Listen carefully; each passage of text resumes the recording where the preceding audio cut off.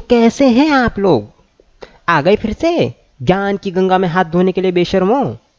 तो चलिए कुछ नहीं, आ गए हो तो कंटिन्यू कर लेते हैं अपना लेक्चर मेटल जॉइनिंग प्रोसेसेस का। तो पिछली बार तक हम देख चुके हैं कि कौन से इक्विपमेंट काम लगते हैं या फिर क्या क्या चीज़ें आर्क वेल्डिंग के लिए बेसिक है या ज़रूरी है। अब इस बार हम अपना वो टॉपिक थोड़ा और आगे कंटिन्यू करने वाले हैं। तो अगर आपकी याद शक्ति थोड़ी अच्छे से हो तो उसमें हमने बात की थी भैया पोलारिटी की। अब पोलारिटी क्या है इस ये जानने के लिए अगर फिर से जानना है तो भैया पिछले लेक्चर में देख के आ जाओ। तो इस बार हम बात करने वाले हैं कि अगर आप आर्क वेल्डिंग करते हो तो अल्टरनेटिंग करंट से करते हो या डायरेक्ट करंट से करते हो, उससे कुछ फर्क पड़ता है या नहीं। तो पहले बात करते हैं भैया एसी सप्लाई वाली वेल्डिंग से और दूसरी बात करते हैं डीसी सप्लाई वाली वेल्डिंग से। तो एसी ट्रांसफॉर्मर जो होता है वेल्डिंग के लिए बहुत ही सस्ता होता है, तो सस्ते में आपकी वेल्डिंग हो जाती है। लेकिन डीसी सप्लाई वाला रेक्टिफायर और जनरेटर साला इतना महंगा आता है कि दिमाग खराब हो जाता है कि खरीदे वेल्डिंग करके प्रॉफिट करे, पहले खर्चा भरने में दिमाग निकाले अपना। और क्योंकि एसी ट्रांसफॉर्मर के अंदर एक भी मूविंग पार्ट नहीं आता, तो वो जो ट्रांसफॉर्मर है उसका अंदर कोई वेयर टेयर या फ्रिक्शन नहीं आता, इसलिए उसका कुछ मेंटेनेंस का खर्चा भी नहीं लगता। लेकिन बात करते हैं अगर डीसी की, ए भगवान कितने सारे मूविंग पार्ट्स है उसके अंदर, और मूविंग पार्ट से तो जाहिर सी बात है भाई कि फ्रिक्शन लगेगा, वेयर एंड टेयर होगा, उसको मेंटेनेंस ज्यादा देना पड़ेगा। एसी सर्किट के अंदर क्योंकि करंट हर साइड में पॉजिटिव नेगेटिव अल्टरनेट होता रहेगा, तो वर्कपीस और इलेक्ट्रोड के बीच में कंटिन्यूअसली पॉजिटिव नेगेटिव चलता रहेगा। और इसकी वजह से आपके वर्कपीस और इलेक्ट्रोड पे आपको जो टेम्परेचर मिलेगा वो बिल्कुल सेम टू सेम मिलेगा। लेकिन डीसी में आपको फिक्स या तो स्ट्रेट या तो रिवर्स, एज पर आपको कितनी हीट या थिकनेस ऑफ मटेरियल है उस हिसाब से आपको डिसाइड करके यूज करना पड़ेगा। अब एसी सप्लाई के अंदर होता है भैया एक आर्क ब्लोइंग जैसी प्रॉब्लम जो एसी सप्लाई के अंदर नहीं आती, यानी कॉमन आर्क वेल्डिंग के अंदर है कि आर्क ब्लो हो जाती है, यानी आर्क बंद हो जाती है अचानक से। तो वो प्रॉब्लम आपके एसी सप्लाई में नहीं आती क्योंकि यहाँ पे अल्टरिंग करंट है। लेकिन रही बात डीसी की, यहां पे भैया आर्क ब्लोइंग दिमाग खराब कर देता है आपका। और सिर्फ कोटिंग वाले इलेक्ट्रोड्स को ही आप एसी सप्लाई वाली वेल्डिंग से कनेक्ट कर सकते हो। अगर आप बिना कोटिंग के इलेक्ट्रोड करोगे तो आपके वेल्डिंग की पथारी फिर आ जाएगी। और डीसी सप्लाई में आप बेयर और कोटेड दोनों इलेक्ट्रोड्स का यूज कर सकते हो। वाह भाई वाह।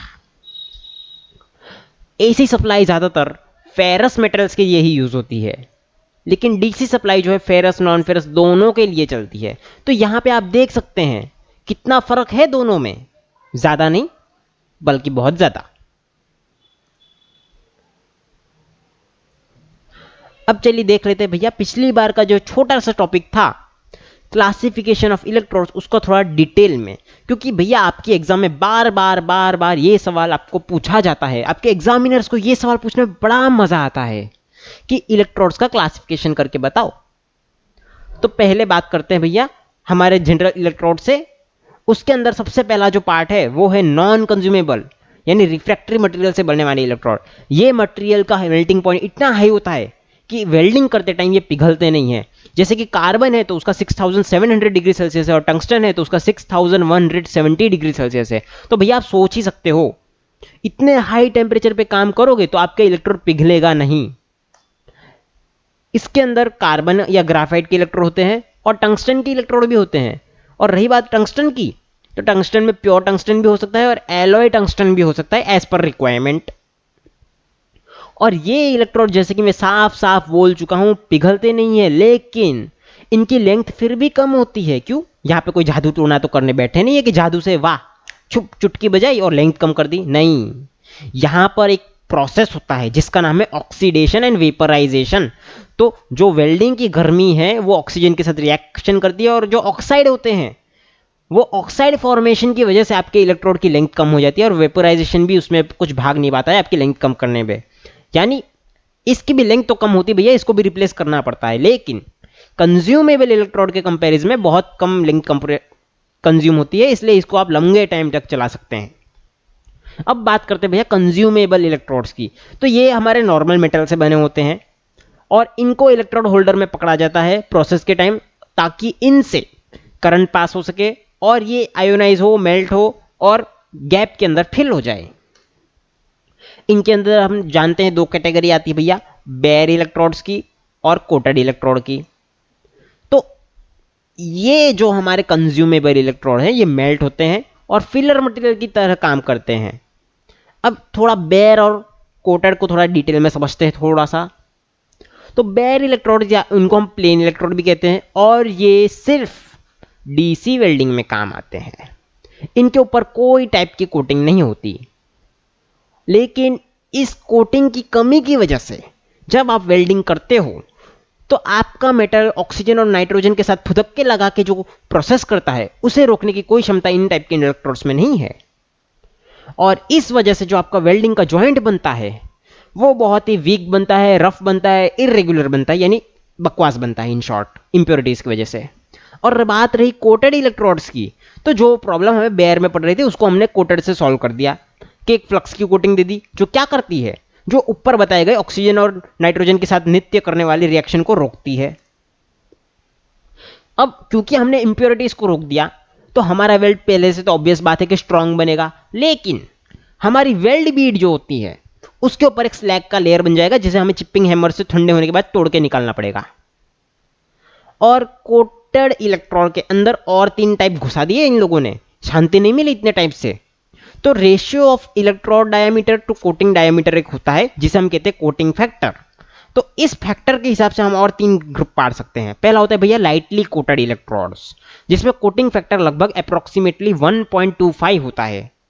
बाद में होते हैं मीडियम जिनके अंदर 1.45 का कोटिंग फैक्टर होता है। और लास्ट आते हैं भैया हैवी कोटेड जिनमें 1.6 से लेकर 2.22 तक कोटिंग फैक्टर जाता है। तो अब मेरे ख्याल से पूरी तरह दिमाग में घुसेड़ घुसेड़ के अब तो इलेक्ट्रोड के टाइप और उसका क्लासिफिकेशन याद रहना ही चाहिए आप लोगों को। यही इंतजार कर। इसको प्रॉब्लम क्या है चप्पल से मारने का? सही में अगर कोई मुझे इसका ढूंढ के बता देगा ना एड्रेस, उसको मैं 1000 रुपए का क्या 1 करोड़ का भी इनाम दूंगा। बस इसका एड्रेस ढूंढ के बताओ, इसकी वाट लगानी है मेरे को। देखते क्या सवाल लेके आया फालतू वाला इस बार। सर मैं नहीं बोल रहा सर, ये जो कोटेड इलेक्ट्रोड आते हैं इनकी कोटिंग में ऐसा क्या होता है कि ये रिएक्शन को रोक देते हैं और कुछ और भी काम लगते हैं? यानी होता क्या क्या है इनके अंदर सर, समझा देते तो अच्छा रहता। वाह भाई वाह, लगता है बच्चे में थोड़ी सी अकल आने लग गई है समय के साथ साथ। पहली बार कोई ढंग का सवाल पूछा है इसने कि इलेक्ट्रोड कोटिंग में ऐसा क्या क्या होता है जो उस रिएक्शन को रोक देते हैं। तो भैया चलो बात करते हैं इन मटेरियल या इंग्रेडिएंट्स की जो कोटिंग में होते हैं। तो पहले और दूसरे तो भैया स्लैग और गैस बनाने वाले एलिमेंट, बाद में होते डीऑक्सीडाइज करने वाले एलिमेंट, एलॉइंग एलिमेंट, आर्क को स्टेबल रखने वाले एलिमेंट और बाइंडिंग एलिमेंट। अब ये जो 6 नमूने हैं, मुझे पता है भैया इनके नाम बहुत ही अजीब विचित्र प्रकार के हैं जो आपको समझ नहीं आ रहा क्या है ये। तो अगर मुझे इतना तो गारंटी पता ही है भैया कि अगर मैंने ये नहीं समझाया तो फिर से वो नमूना जिसमें डिस्टर्ब करने बोल ही देगा कि भैया इनके मतलब समझो क्या काम आते हैं। तो मैं खुद ही सामने से बता देता हूं एक एक करके फंक्शन ऑफ इलेक्ट्रोड्स के अंदर ये क्या करते हैं। तो चलिए देखते हैं क्या क्या है हमारे इलेक्ट्रोड के फंक्शन या फिर इन कोटिंग के अंदर जो एलिमेंट्स है इनके फंक्शन। तो पहली बात तो वेल्ड बीड जब हमारी कंप्लीट हो जाती है तो उसके ऊपर एक स्लैग का लेयर बना देता है जो लाइट डेंसिटी की वजह से उस बीड के ऊपर एक प्रोटेक्टिव कोटिंग जैसे काम करता है। अब ये कोटिंग करती क्या है, तो आपके मेटल के जब तक वो ठंडा ना हो जाए तब तक ऑक्साइड और नाइट्राइड बनाने से रोकती है। दूसरा, अब गैस फॉर्मिंग एलिमेंट क्या करते हैं, तो वो भैया एक शील्ड बनाते हैं आपके प्रोसेस के टाइम पे जो बेस मेटल को, यानी जो मेटल गर्म हो रहा है उसको एटमॉस्फेरिक गैस के साथ केमिकल रिएक्शन करने से रोकती है, प्रोटेक्टिव गैस। बाद में आते हैं भैया डीऑक्सीडाइजिंग एजेंट जो आपके बेस मेटल की प्योरिटी को बनाए रखते हैं। और एलॉइंग का तो पता ही है भैया कि स्ट्रेंथ बढ़ाते हैं वेल्डिंग की। और आर्क स्टेबिलाइजिंग एलिमेंट्स का क्या काम है भैया, नाम में ही काम है कि आर्क को स्टेबल रखना है, आर्क ब्लोइंग को कम करना है। और जो आपका लेयर बनता है बाइंडिंग एजेंट से और स्लैग फॉर्मिंग से, वो आपकी मेटल की स्प्लैटरिंग को, यानी वेल्डिंग करते वक्त जो छोटे छोटे मेटल के पीस पिघले हुए उछलते हैं ना, उनको कम करता है। और बाइंडिंग एजेंट का तो पता ही है भैया कि जब आप वर्टिकल या ओवरहेड यानी सिर के ऊपर या फिर वर्टिकल कंडीशन में कोई वेल्डिंग करते हो फिर भी मेटल नीचे नहीं गिरता। क्यों? क्योंकि उसके अंदर बाइंडिंग एजेंट है जो उस मेटल को पकड़ के रखते हैं। और पेनिट्रेशन और सरफेस फिनिश इंक्रीज करना वेल्डिंग की, ये सारे हमारे कोटिंग के फंक्शन हैं। तो मेरे ख्याल से भैया इतने आपको और भी पता चल गए होंगे। और लास्ट एक देख लो कि हॉट एंड कोल्ड क्रैकिंग के आगे आपको प्रोटेक्शन देती है ये कोटिंग, अगर प्रॉपर आपने यूज की हो तो।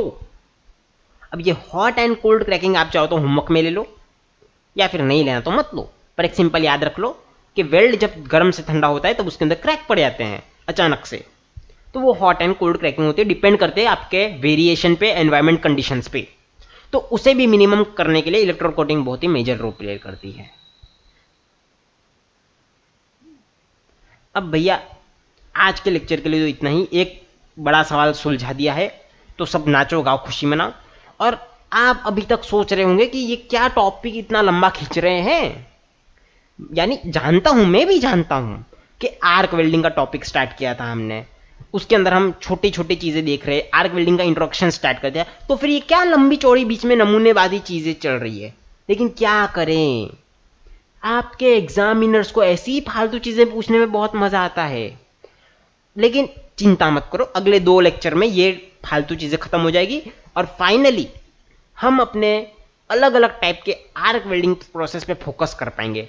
लेकिन क्या ये भी जरूरी भी है भैया, क्योंकि यही चीजें बार बार अंदर रिपीट होगी ना, तो एक बार समझ लो, बार बार दिमाग खराब करने की जरूरत नहीं पड़ेगी।